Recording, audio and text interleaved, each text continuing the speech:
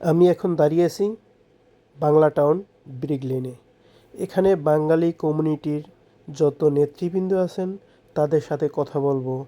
আর এখানে এক ঐতিহাসিক বিজয় অস্ট্রেলিয়া, কানাডা এবং লন্ডন গাজাকে এবং ফিলিস্তিনিকে দেশ হিসেবে স্বীকৃতি দিল।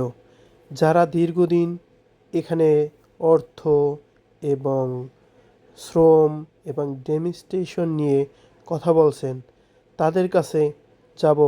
ব্রিটিশ বাংলাদেশিরা কি বলছে এবং কি তাদের ওপিনিয়ন, এটা আমরা জানবো তাদের কাছ থেকে। চলেন শুনে আসি ব্রিটিশ বাঙালি কমিউনিটির নেতৃবৃন্দের কাছে। ডেমনস্ট্রেশন করছেন, যুদ্ধই বলা যায় এক হিসেবে, জি আমরা জি কলম যোদ্ধা। এটা নিয়ে আপনার ওপিনিয়ন কি? গাজাকে কিভাবে ধ্বংস করতেছে এবং আজকে এত বৎসর ধরে যে অন্যায় এবং অবিচার করতেছে, এটা তো পৃথিবীর সবাই দেখতেছে। কিন্তু দুঃখের বিষয় হচ্ছে যে কেউ কিছু করতে পারতেছে না। আজকে যখন নাকি আমাদের দেশ গ্রেট ব্রিটেন, কানাডা এবং অস্ট্রেলিয়ার মতো শক্তিশালী দেশ এই প্যালেস্টাইনকে রিকগনাইজ করলো এবং একটা স্টেট হিসাবে তারা রিকগনিশন করলো, এটা আমি মনে করি it carries a lot of weight. এটার মধ্যে একটা সিগনিফিক্যান্স রয়েছে এবং এতে কিছু হোক না হোক, অন্তত আমরা যারা আজকে এতদিন ধরে দুঃখ প্রকাশ করতেছি গাজাবাসীর জন্য, আজকে আমাদের মুখে হাসি ফুটতেছে। It is a historical day for the Gaza because our Prime Minister he declared that is independent of Gaza, and আমরা যারা এটা নিয়ে বিভিন্নভাবে লবিং করেছি, আন্দোলন করেছি, আমি আমার অন্তরের অন্তঃস্থল থেকে তাদেরকে ধন্যবাদ জানাই। এবং আজকের এই স্বীকৃতি এটা মাইল ফলক হিসাবে আমাদের মুসলিম কমিউনিটিতে তথা গাজাবাসীর জন্য একটা মাইল ফলক হিসাবে কাজ করবে। আমি আপনাদেরকে ধন্যবাদ জানাই এবং সবাইকে এই আন্দোলনের ফলপ্রসূ হিসাবে ব্রিটিশ বাংলাদেশ চেম্বার অফ কমার্সের পক্ষ থেকে ধন্যবাদ জানাচ্ছি। তো অবভিয়াসলি আমাদের বিশ্ব মুসলিমদের জন্য একটা ঐতিহাসিক ঘটনা যে ব্রিটিশ প্রধানমন্ত্রী কেয়ার স্টারমার আজকে প্যালেস্টাইনকে রেকগনাইজ দিল। Obviously it would been better, always say that better late than never. আমরা প্রবাসী বসবাস করি যত বাংলাদেশি আর আছি, আমরা সত্যিকারভাবে আনন্দিত এই প্রস্তাবনা দেওয়ার জন্য। আমি মনে করি যত দ্রুত এটাকে কার্যকরী করা যায় এদিকে আমাদের সকলেই আমাদের ভয়েস রেজ করা উচিত। এটা একটি ঐতিহাসিক স্বীকৃতি এবং আমরা ব্রিটিশ প্রাইম মিনিস্টারকে আন্তরিক অভিনন্দন জানাচ্ছি এবং আমরা আশা করব যে এই যে সিদ্ধান্তটা এটা যাতে ইমপ্লিমেন্ট করা হয় অ্যাজ সুন অ্যাজ পসিবল। ইউরোপের অন্যান্য দেশেও স্বীকৃতি দিচ্ছে। So is a great momentum এবং ব্রিটিশ বাংলাদেশি কমিউনিটির জন্য একটা এক্সেলেন্ট নিউজ হিসেবে আমরা মনে করি। প্রশংসা মহান আল্লাহ তাআলার।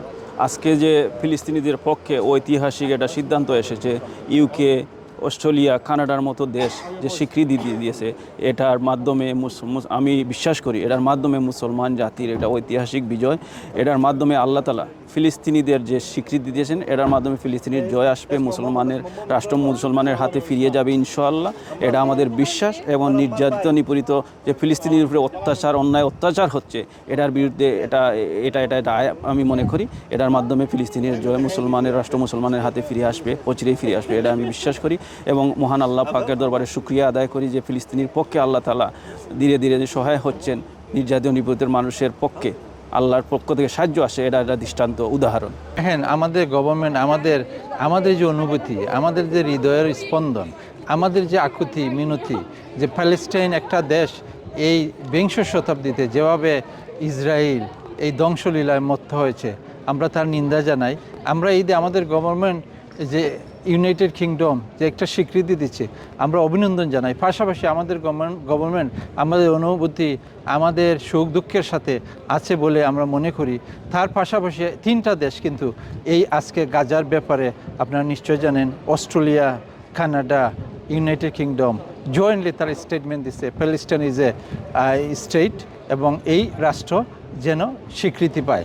আমরা মনে করি এই স্বীকৃতি যত তাড়াতাড়ি পারে, এই যে কাঙ্গারু জাতিসংঘ, ওনারা যত তাড়াতাড়ি পারে এই একটা মানবতার জীবন, হিউম্যান রাইট, যেখানে জাতিসংঘ সবসময় বলে যে ওরা দেখতেছে যারা নিপীড়িত, যারা আর্তপীড়িত, যারা দুস্থ তাদের পাশে আছে। আমরা তো কোনো ভালো ভূমিকা দেখতে পারতেছি না।